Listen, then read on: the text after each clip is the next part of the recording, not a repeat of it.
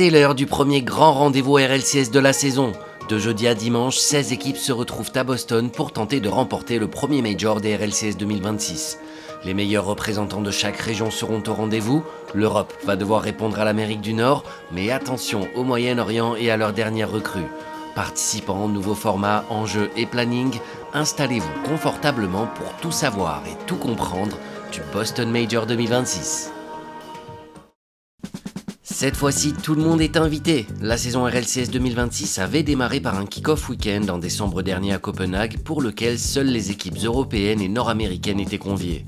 Au milieu d'une domination de nos rivaux qui ont placé 3 teams en demi-finale, seul Karmine Corp a sauvé l'honneur européen. Mais pour le coup, la KC a fait les choses plus que bien en remportant aisément le tournoi, offrant ainsi une place supplémentaire à notre région pour toutes les LAN de la saison. À Boston, en revanche, tout le monde sera de la partie. Afrique subsaharienne, Asie-Pacifique, Océanie, Amérique du Sud et Moyen-Orient bien sûr, avec les intrigants nouveaux rosters de Falcons et Twisted Minds que j'ai très hâte de découvrir sur la scène internationale. Avant de partir sur la présentation des équipes, quelques mots sur la Ganis Arena de Boston qui accueille son deuxième Major RLCS. Cette salle de près de 8000 places avait été le théâtre des débuts internationaux de Zen et de la victoire de Vitality au Spring Major en 2023. Boston est donc une terre déjà conquise par le Rocket League francophone. Allez, passons au tour du monde des RLCS, la présentation de toutes les équipes qualifiées. On démarre par l'Afrique subsaharienne, la région qui a le plus bénéficié du nouveau règlement qui limite le nombre de joueurs importés, c'est-à-dire venus d'autres régions, à 1 par équipe. Le trio de Limitless s'est scindé en deux. To Die For et Sweaty sont avec Louis P chez Pioneers, Snowy est avec Guns et l'espagnol Tecos chez Five Fears. Entre les deux, la qualification s'est jouée au bout du suspense, en Game 7 de la finale du dernier Open. Un seul petit but de Snowy suffira pour envoyer Five Fears à Boston, à la surprise générale. 2 joueurs sud-africains reviennent ainsi en LAN RLCS pour la première fois depuis 2024. Merci pour cette nouvelle règle. Direction l'Asie-Pacifique où celle-ci a également impacté la région. Pour se mettre en conformité, Sphinx et Catalysm se sont séparés de Sosa et ont recruté le Thaïlandais Kevin. Et cela n'a guère affecté leur domination. 3 Open remportés, seulement une manche décisive disputée. Il n'y a pas grand chose à dire, ils sont au-dessus du lot. Le duo germano-malaisien reste sur 9 Open RLCS remportés consécutivement. Ça va être difficile pour la concurrence d'exister derrière Project de la Cruz, qui pourrait devenir TSM avant le Major, d'après les rumeurs. Nous avions quitté l'Océanie sur un grand moment d'histoire après le top 5-6 des wildcards à Lyon. Et malgré ce succès, la région a fait les frais du nouveau règlement puisqu'elle s'est vue dérober l'un de ses 2 spots en LAN RLCS. La place vaut donc très cher et contre toute attente, elle ne sera pas pour Torsos, Fever et Banana Head qui entament leur 3e saison ensemble, mais pour Power, vainqueur de l'Open 1 et finaliste des 2 suivants. Gus jouera sa première LAN RLCS aux côtés de Superlachi et Fiber qui terminent tous les 3 premiers d'un split très disputé où les 3 tournois ont été remportés par 3 équipes différentes. On passe à la région MENA qui nous a offert un mercato des plus intéressants. Rawas et Killers ont été rejoints par Drali, tandis que Nubu s'est lui entouré de Monkey Moon et de TRK. Falcons et Twisted Minds, 2 rosters capables de gagner des titres internationaux. Twisted Minds a bien commencé sa saison en gagnant le premier Open, mais depuis ça coince un peu. Défait en finale à l'Open 2, celle-ci leur a même échappé à l'Open 3, battue par R8 puis Falcons en demi. Pour ces derniers, la trajectoire est plus solide et plus ascendante. 3 finales, dont 2 gagnées sur les Open 2 et 3, Drali, Rawas et Killers ont rapidement remis les pendules à l'heure dans la région. Mais les vraies attentes, elles seront bien évidemment pour les tournois internationaux. Les Falcons comptent sur le Marocain pour passer au niveau supérieur. On ne voit pas comment ces 2 mastodontes pourraient être inquiétés cette saison dans leur région. Le trou est creusé, notamment à la faveur d'un changement de roster qui a fait perdre 7 points à R8, les finalistes de l'Open 3. Direction l'Amérique du Sud à présent, où en 2025, Furia et Secret n'avaient laissé que des miettes à la concurrence. En 2026, en revanche, il faudra compter sur les MIBR pour jouer les troubles fêtes. Sad, Race Bull et Astro ont battu Secret 3 fois et ont atteint la finale des 3 Open Qualifiers, remportant même le 2e. C'est mathématiquement implacable, ils font partie des 2 meilleures équipes et sont qualifiés pour le Major. Mais c'est Furia qui reste l'équipe dominante de la région, comme l'attestent ses victoires aux Open 1 et 3. Yann, Lost et Swift n'ont été battus qu'une seule fois au cours du split, c'était contre Secret en demi-finale de l'Open 2. Le bilan est donc solide et comme toujours, il faudra se méfier d'eux. C'est donc KV1, Mota et Rufinho qui regarderont Boston à la maison en espérant de ne pas trop se faire distancer au point pour rester en course pour les Worlds.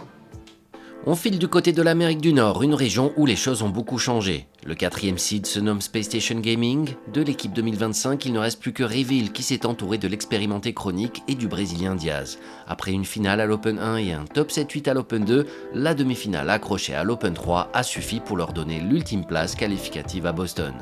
Le 3e seed, c'est Redacted. Wavy, Two Piece et Tok, la révélation de ce premier split. Le trio propose un joli collectif qui amène un vent de fraîcheur. Une demi-finale, suivie de 2 finales perdues, c'est un très bon bilan, d'autant plus qu'ils ont réussi à battre Energy et Shopify Rebellion à plusieurs reprises au cours du split. La hiérarchie est bousculée, mais elle tient encore bon. Ils s'accrochent comme ils le peuvent, les Shopify Rebellion de First Killer, LJ et Kofir à cette 2e place. Après avoir remporté l'Open 1 à Copenhague, ils s'inclinent 2 fois contre Redacted en demi des tournois 2 et 3, ce qui montre que cette 2e place au classement elle est plus que menacée. Il va falloir essayer de retrouver une trajectoire favorable au Major de Boston. Enfin, le seed numéro 1 de l'Amérique du Nord, c'est bien évidemment les champions du monde en titre, même s'ils se sont fait une petite frayeur. Energy a raté les playoffs de l'Open 1 et donc la Kick-Off LAN de Copenhague.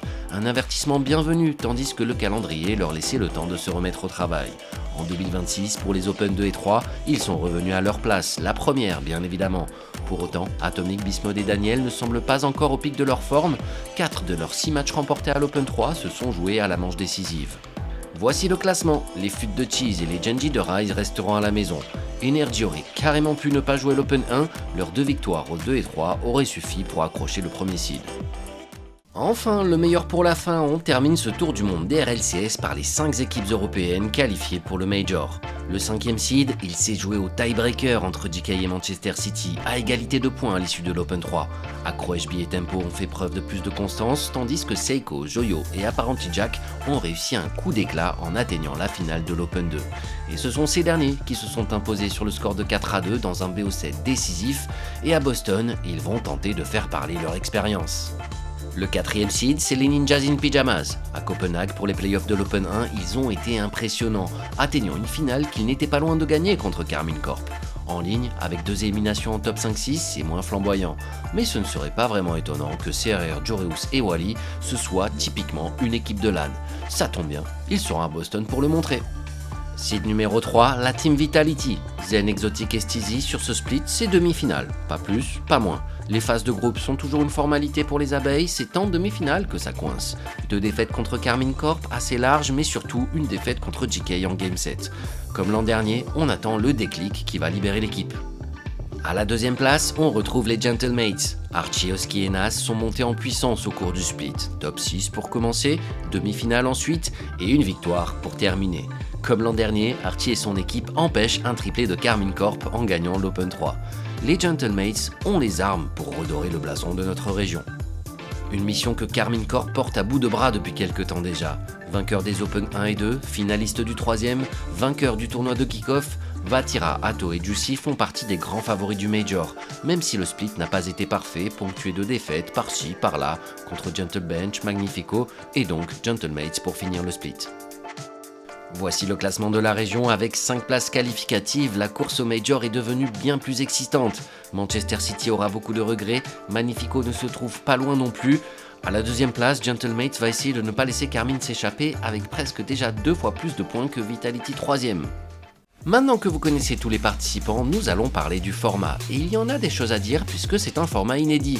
La ronde suisse, c'est fini, bonjour les groupes auxquels nous aurons droit à toutes les LAN RLCS cette saison. Les 16 équipes seront réparties dans 4 groupes de 4 où tout le monde joue contre tout le monde en BO5. Les 2 premiers de chaque groupe se qualifient pour les playoffs, les autres sont éliminés et pour info, ça changera au Major de Paris et aux Worlds où c'est les 3 premiers de chaque groupe qui vont passer. Pour faire le seeding de ces groupes, l'administration des RLCS a utilisé les résultats des Worlds, mais je ne vais pas vous mentir, je ne suis pas sûr d'avoir totalement compris la méthode. On a quelques bizarreries avec l'Océanie et les SSA dans le même groupe, et surtout ce groupe c'est absolument terrible où se trouveront tous les joueurs français à part Seiko. Pour départager des équipes à égalité, c'est la différence de game particulière qui primera avant la différence de game générale. En play-off, on continuera sur le traditionnel bracket hybride à 8, les premiers de chaque groupe commencent en upper, les deuxièmes commenceront en lower. Parlons un peu des enjeux de la compétition, des points pour les Worlds et du cash prize. Il y a 354 000 $ à se partager, dont 102 000 pour le vainqueur, 51 000 pour le finaliste et 36 pour les demi-finalistes. Et les points gagnés représentent le double par rapport aux Open Qualifiers du premier split, rien de nouveau là-dessus. Voici le planning de la compétition, ça commencera tous les jours à 16h30 pour le pré-show avec un coup d'envoi du premier match à 17h. La phase de groupe se jouera à huis clos, jeudi première partie avec 12 matchs par jour répartis sur 2 streams, les groupes A et D joueront 2 matchs, les groupes B et C seulement 1. Le lendemain, on termine la phase de groupe et on inverse, on jouera le dernier match des groupes A et D et les 2 derniers des groupes B et C. Samedi et dimanche, on déménage dans l'arène et on accueille le public. On jouera les 4 premiers matchs du bracket le samedi et les 5 derniers matchs le dimanche sur le même modèle que celui des Open Qualifiers en ligne. Vous savez désormais tout du Boston Major, ce sera bien évidemment à suivre en direct et en français sur les chaînes Rocket Baguette, sur Twitch, YouTube et TikTok.